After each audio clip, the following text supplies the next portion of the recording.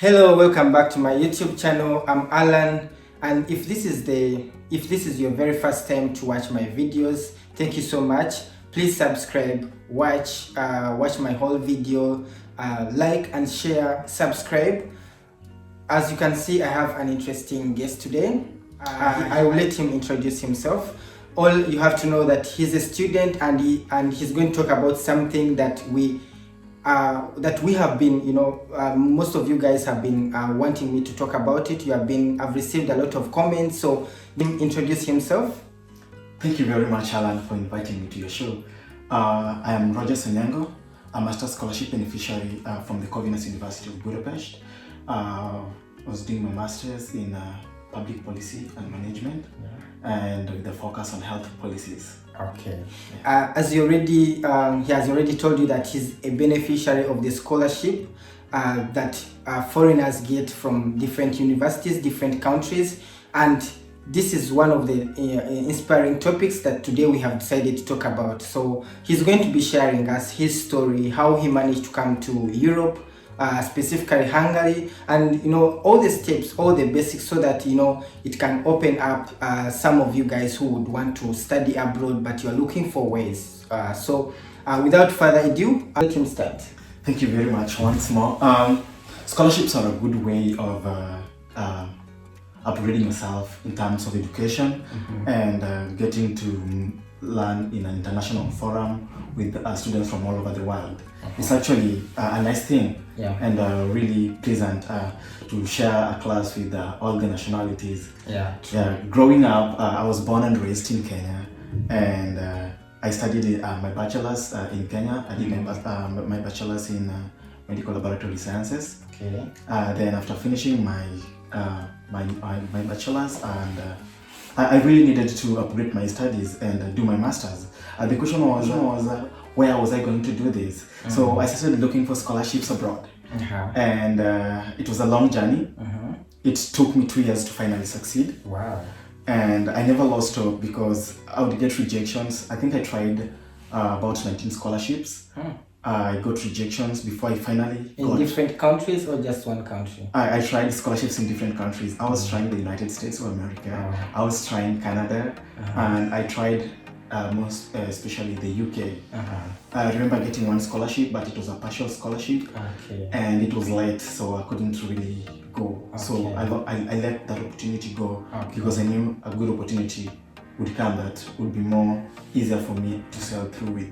And before I cut you, is there any specific period that someone has to apply for the scholarships? Like, is there some specific months where these opportunities are open, or do you just like how is the process? Thank you very much. One thing about applying scholarship is about high preparation. Most scholarships are open between the period of let's say September to December, all the way to March there, especially if you want to join the schools maybe in September, because the scholarship stages are intensive, and it involves lots of interviews. So most schools open their scholarships, and most bilateral scholarships are also open around December, September, and January. That is your time to do it. But that is the time they're open. That doesn't mean you have to start getting ready then. You should at least start preparing yourself at least 2 months before you apply the scholarship, because there are a lot of things that are always needed when you apply for a scholarship. There are lots of essays that you will write. There are lots of documentation that maybe if you don't have ready, then you might miss the opportunity. And what was the case with you? Oh, the case with me, I got a scholarship known as the Stipendium Hungarican Scholarship. It's a bilateral scholarship between the Kenyan government and the Hungarian government. The Hungarian government actually has a bilateral, that kind of agreement with many other countries around the globe. So students from all over the globe can travel to Hungary and do the scholarship. So in my case, I prepared my documentations. Let me first tell you again that I actually failed the first phase of the scholarship. And I never lost hope. I never lost hope. So the first phase of the scholarship I failed, and I didn't get it. So the coming here, when I lost hope, actually my friend who was studying here in Hungary informed me again that the scholarship was open. Being that I've tried earlier and I failed, I at least had a myriad of documents that were needed for the process. So this time I started early. I also attribute my failure to starting late the previous year. The last time. So this time I started early and had all my documentation set, and I did my application and I submitted in time and on time. Okay. Yeah. And so talking about the documents and submitting, so what are the basic documents that you have to have even before thinking about applying? Thank you very much. Most scholarships would really want to know why they should give you the scholarship. Most scholarship givers would really want to know why you really merit the scholarship, because there are a myriad of people that really apply for these scholarships, but you have to stand out to be selected. So is it about intelligence? About let's say if you're applying for a bachelor's scholarship, yes. Does it mainly depend on how you scored in your high school, or? Your scores, scholarships differ based on scores and everything, because there is a level you should meet to at least get that scholarship, or at least be admitted to a particular institution of learning. Yeah. So when it comes to that, I think what the scholarship givers usually want to know is you, because they don't know you. Yeah. So how best you present yourself to them really contributes to them selecting you. Yes. And of course you have to at least have some qualification that they really need for you to apply for that scholarship. That be it education wise, your academics and everything. Okay. But it's always good to aim higher. Because when there's a room full of people, it's only the cream that will be selected at the top. Okay. So I guess what I've realized is that before you apply for a scholarship, you have to first see which agreement does your government has with the other country that you're going to, right? So it's not like you can just wake up one day and you apply in Europe. I mean, you apply in UK, apply in United States. So you have to first see the agreement, or is there any kind of connection between the other country, right? That's not really it, because we have different kinds of scholarships. For my case, it was a bilateral scholarship between my government and the Hungarian government. The different scholarship that I know the DAD scholarship, that is between the German government and any other developing country in the world. So any student from any other developing country in the world can apply for that scholarship. There are also scholarships that are offered from the university themselves, like you find maybe a particular university, name it, maybe Swansea University is offering a scholarship to students, so you have to go to the university website and make your application. So it doesn't really matter whether your government has an agreement with that particular country you're going to study in or not. Because there are also scholarship that people are given based on talent. The people who are talented, the people that are athletes, so they get scholarships to go and study abroad based on their talent. Based on their talent. Yes. Okay. Yeah. Okay, so you just need to find a way how, or it just depends on which course you have, and your plus other basics that Let's say, for example, in Hungary, I think most students who come here, they come on that program that you have told us. Actually, most students come through that program, and also, there are also religious scholarships. There is the Christian scholarship that is here, and many students are coming to Hungary using this Christian scholarship. Okay. Yes. And so now after applying, how long do you get the feedback, or how much time can it take you to be, given the feedback, whether you have been accepted or rejected? For my case, it took, I think, 2 months. For me to get the feedback that I was going to the next phase, because when you are applying a bilateral kind of scholarship, your government also has to nominate you. So you're going to go through phases of interview. The interview starts from your government. That is it, because the many people have applied for the scholarship, but then the government also has to look at the merit, has to choose you based on the merit that you have. Yeah, so the government will then nominate you and send to the scholarship partner. Okay. That's the Hungarian government, the Tempest Foundation, that's how it's called.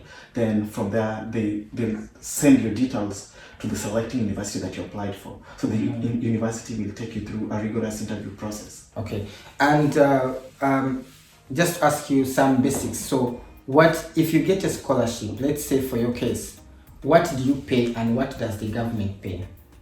Oh, thank you very much. So, for my case, like the bilateral scholarship, after getting the scholarship, I I know of other governments that Okay. could maybe pay for your air ticket. Okay. And the scholarship basically entirely covers your tuition fee, Okay. covers for your medication, your health insurance, which is very Okay. key, especially in a foreign land. Yeah. It covers for your accommodation, and it Okay. gives you some little token for a stipend. Ah, that's good. Yes. Okay. So and then when you come here, like, does the so when you come here, how do you get into the university? Like, are there some people that will pick you from the airport and then bring you to the university, or you just need to find a way, or maybe get a friend? Like, how do you get connected to the university that you apply to? Well, most universities, I would say, are very helpful because they always have key people that guide students on how to make it to the university. And also, before you come to the university, like before you come even to Hungary itself, the university sends you a survival guide. Okay. So through the survival guide, you're able to create a picture of where you're going to, Okay. how you are going to survive, how you to maneuver the city, and everything. Okay. Yes. And so, besides Hungary and other countries, so do you have to, like, how about when you talk about the visa? Yes. Is it also important to know which visa you need, or is it just a student visa? It is actually a student visa, and actually the scholarship caters for that too. Ah, okay. So you don't pay for any. You visa don't pay. You don't pay for. Yeah, you don't pay for any visa fee. Okay. And I'm sure, 90% sure that your visa will be granted to you Okay. if you don't have any issue. Okay. And the visa and the student visa takes how much? I mean, how long is the student visa? When you come with a In terms student of visa- duration. Okay, when you come with a student visa based on the number of years you're going to study, it's in this country, because different countries have different regulations. When you come to study here, for instance, you come with a student visa, of course you'll be given a resident permit. Okay. Because you're going to stay for some time, for Yeah. some long time. So your resident permit will take maybe 2 years. So if you continue your studies, then you'll need to renew it again. Ah, okay. Yes. And let's say, so if you get a scholarship, maybe to do a bachelor's degree here, Yes. and so let's say the bachelor's degree is for 3 years, and then maybe you get some issues or some problems, and then you skip out, maybe you don't stay for 1 year or 1 semester. So what happens? Actually, most scholarship agreements, because they foresee such situations happening. So in our scholarship case, there is you're given up to 1 year Okay. from your normal studying time to always still get the same benefits from the scholarship. Ah, okay, okay. Yeah. So you still can't miss out something. You can't miss out unless you want to miss out. Okay. And for example, let's say you have already come to the university, or to the, let's say, Hungary. You're already in the country, Yes. and you have started studying. Yes. Are there like some courses that you have to do, even if, let's say, you've come to do electrical engineering? Yes. Do you have to study also the language, or it's a choice? That has previously changed because new students that are coming using the same scholarship, like they have to study the Hungarian language. But previously it was a choice. Okay. And you study it for how long? I think it's for 1 year because the levels. Then you pass, then you go on. Then you drop it, and then. Yeah, it's still a choice. Then at that moment, then it becomes a choice. But studying more languages, it's for your positive personal gain. So if I were you, I would go for it. Ah, okay. So, after telling us about the process of having a scholarship, so can you just advise, because I've received some comments, so people kind of ask, how do you, like, what is the motivation, or what inspires you to really leave your country to go and study abroad? Okay. Like in your case, what motivated you? I am an ardent believer of education being the key to success, and I'm also an ardent believer of when you upgrade your level of education, and especially in a different environment and setup, it broadens your mind, your thought process. So for an individual to get that motivation, I think some of these motivations we can develop them from the intrinsic factors, like you want to make yourself better, and also from around our environment. For my case, I had both intrinsic and extrinsic factors that motivated me to apply for my scholarship, because I really wanted to do a master's, and I also wanted to do this master's at an international level with in a global level with different people. You get to understand how different cultures interact. Let's say from our class, for instance, we had people from Russia, we had people from Georgia, and when you meet together in a class and you have these discussions, you get to create a picture of how their countries, the education system is, and how your country it is. And when you're able to bring all this together, you really learn a lot from one another. Okay. Yes. Thank you so much for sharing. So I have one more question. So some friend of mine asked me that if you do a scholarship, maybe if there is an agreement between your country and of course the foreign country where you are going. Sure. Are there some cases where your country wants you to come back, like when you finish your degree, they want you to come back and get a job in your home country? Yes, that's pretty sure, because I know of countries that do that, and also that then again narrows down to the kind of specific the details of the agreement that you have that the country has with the Hungarian government and you as an individual with your country, because some countries really want you to go back. And maybe have an internship, or maybe have a service to the people for the country, rewarding you by taking you to study abroad. So that also differs from one country to the other. But I think it's also a good thing, because actually, after getting skills from abroad, you would really feel proud if you go back to your country and offer the same services to your countrymates, right? Exactly, because one of the reasons actually why we have these kind of studying abroad programs is to get skills maybe that's you find was not maybe in your country, something new from other people out there have been able to make it work. And you in your country, you have not been able to maybe take that skill and put it into practice. So just the same way we are diverse, the skills that we practice, like in Kenya, we put into practice in my country. But the things also, the same way we, the same problem, how people maybe in Georgia solve the same problem, and how we solve it in Kenya is different. Then if you go into an international forum or international class, then you're able to gain this kind of set of skills, and you're like, what if we also viewed it the way the Georgians view it? Or what if the Georgians then viewed it the way the Kenyans view it? That's how then you're able to amalgamate and incorporate all sorts of skills and make something quality. Thank you so much. If this topic is something that you are really interested in, comment in our comment section, and if there is something that you really want us to discuss, it can be related to scholarships, it can be related to something else which is in line with studying and working, you can just as well give us your comment in the comment section, and please give us a thumbs up, subscribe.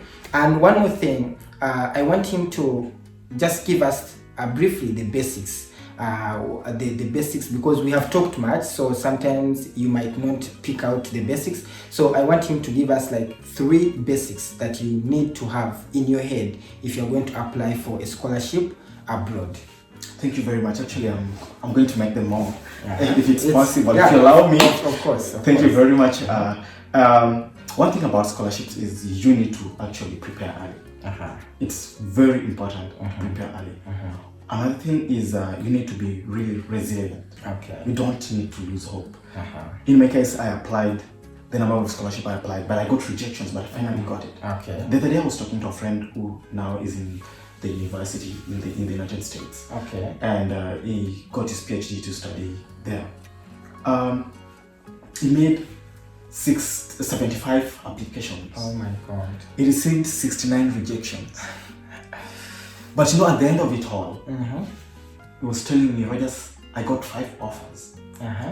Both of them lucrative, and I had to sit down and make my decision. I chose the US to be my place of study. And as we speak, he just completed his first semester. Wow, that's in the United States. That's so resilience. Never lose hope. hope is the last thing you can lose as a human being. Yeah. And we should also keep trying. Okay.